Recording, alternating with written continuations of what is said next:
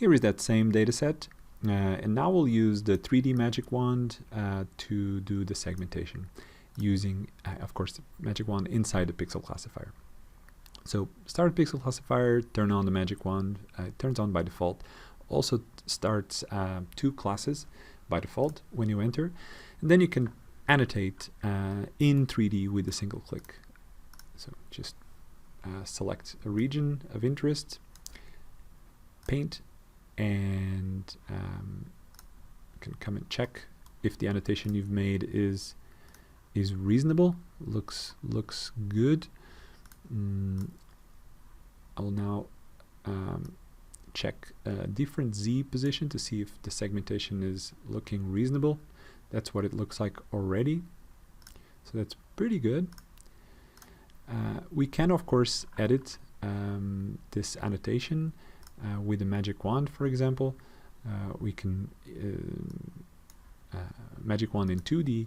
We can further train a little bit more material if we want to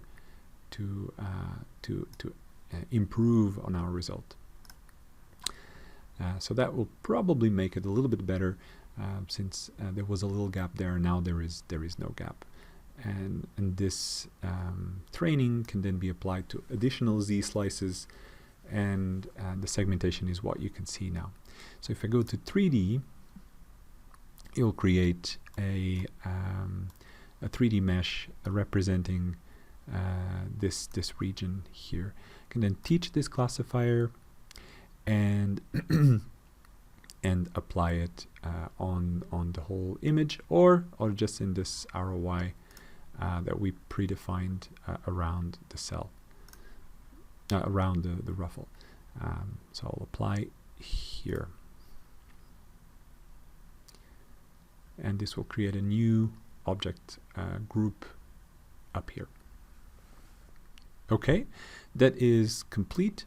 You can now turn off the channel to check what that looks like. You can also inspect it using the ortho slicer, for example, and you can see here the outline. It's pretty accurate, considering the amount of training material that we've used. Here you can have an idea of where we are.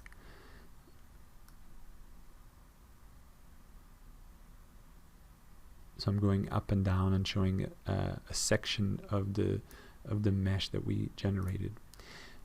Here shows just a cross section of both thick slice, actually, and this is the whole ruffle in this region. With this little amount of training, we did manage to get the tent pole. We did get a few other things out here that are perhaps not of interest, but with a little bit more training, this would get very, very accurate.